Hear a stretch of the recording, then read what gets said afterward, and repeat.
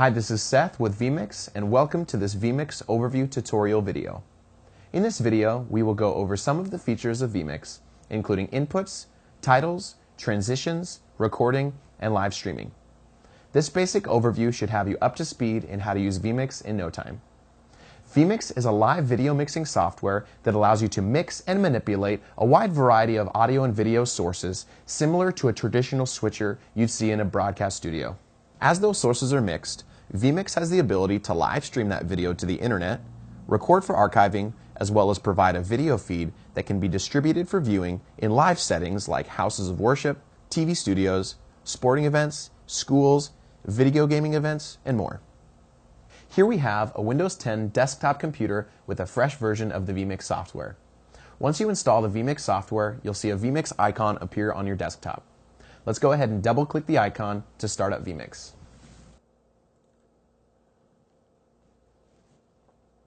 The vMix interface resembles a traditional hardware switcher.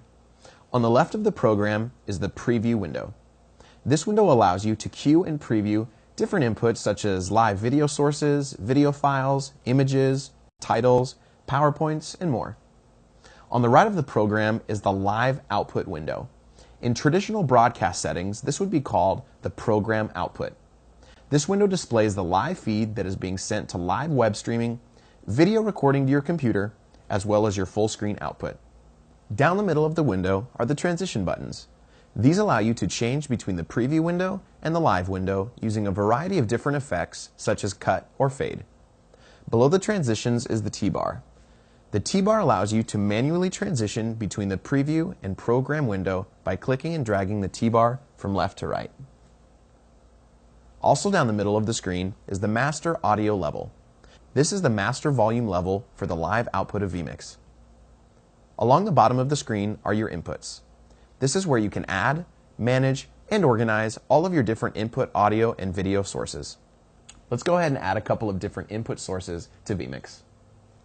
For this demonstration, I'm using an AJA capture card called the Kona 4. One of the many great features of vMix is that it supports a wide variety of third-party capture devices, including internal video capture cards, external Thunderbolt devices, USB capture devices, digital audio cards, and more. For a full list of compatible third-party hardware, go to the vMix website at vmixhd.com. Let's go ahead and add a live camera to our vMix session. To add an input to vMix, click on the Add Input button in the bottom left-hand corner of vMix. This brings up a new window that shows all the different types of inputs that vMix can bring into the program. You can see video, cameras, instant replay, photos, audio, and more. This is the main window used to add inputs into vMix. For this part of the tutorial, we're going to bring in a live video camera, so let's click on the Camera tab on the left. Here we can see a couple drop-down menus. First, let's click on the Camera drop-down. This will show us a list of all available video inputs coming into our computer. Here we can see 4 channels on our Kona capture card. The camera that we want to select is on input number 2, so I'm going to go ahead and select input 2. Below the camera is the input connection type. We have an SDI capture card, so I'm going to have SDI selected. Below the input we have the resolution. Our resolution is 1920 by 1080. Below the resolution is our frame rate. The frame rate of our camera is 59.94p. The resolution and the frame rate might change depending on your camera, so select the appropriate settings for your input. To finish adding the input, click the OK button. Now we can see that our video is coming into vMix. Over here we have a secondary monitor that is connected to our video card. This secondary monitor is displaying whatever is in the live preview window. This is a great way to see what the video source is of our live program. We can see that our full screen is on because the full screen button at the top of the window is green.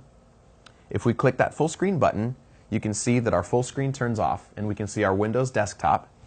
And if we press it again, our live preview output now shows on this monitor. Let's add a second camera. I'm going to click Input again, Camera, and this time I'm going to select input number 1 and hit OK. Now we can see we have a second camera in our vMix session. Now let's add a video file. Again, let's click Add Input, and select the video tab at the top. And now I'm going to browse to my desktop where I have a pre-recorded video clip. I'm going to select the clip and click Open. Next, I'm going to click OK. Now we can see that our video clip has been added into vMix. To preview this video, we can go ahead and click on the input, and it will show up in our preview window. If we want to play the clip, we can go ahead and click the play button right below the preview window. Now let's take a look at a couple transitions. To transition from the preview to the live window, we can go ahead and click the quick play button for a quick fade, and you can see that our preview window now goes to our live output, as we can see here on our secondary monitor. Let's go ahead and click Cut, which does an immediate transition. And now we have 4 programmable transitions below those 2 transitions. In this session, we can see zoom, slide, vertical wipe, and fly. Let's go ahead and click zoom. Slide, vertical wipe, or fly. To change these transitions, simply click the drop-down menu on any of these 4 transitions and select the desired effect. The duration of these effects can also be changed by clicking the drop-down menu and entering a time in milliseconds at the very bottom of the menu. Let's go ahead and change this zoom effect to 1000 milliseconds or 1 second. Now when we click the zoom button, the zoom takes 1 second to complete. Below the transition buttons is the fade to black button. Here on our secondary monitor is our live video output. If we click on the fade to black button, it fades our live output to black. Now you can see that we can still see our live output here in our vMix screen, but on our output you can see that it's gone black. If we click it again, it will bring the video back. Below the fade to black button is the T-bar. The T-bar is directly connected to the first transition effect. Here in our session, fade is our first effect, so when we use the T-bar, it uses a fade effect to transition from the program to preview window. If we change this effect, it changes the effect on the T-bar. So let's change it to fly. Now when we use the T-bar, it performs a fly effect. Let's go ahead and add a title to our video.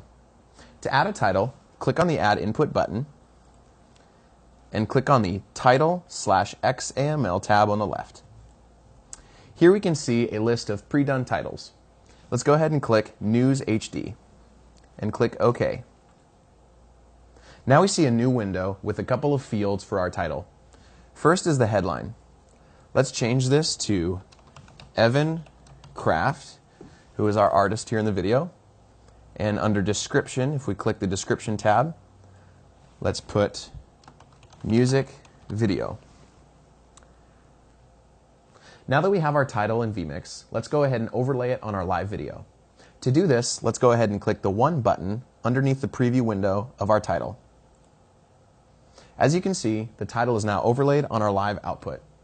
If we press the 1 button again, it will be taken off. As you can see in our vMix session, each one of the inputs has numbers 1, 2, 3, and 4 along the bottom of each input. That stands for each one of the different overlay channels within vMix. These can be separately configured in the overlay menu in the bottom right-hand corner of vMix. For a more in-depth tutorial on how to use overlays, go ahead and click the link right here to watch that now. Let's go ahead and set up a recording. To do this, click on the gear icon next to the record button in the bottom left-hand corner of vMix.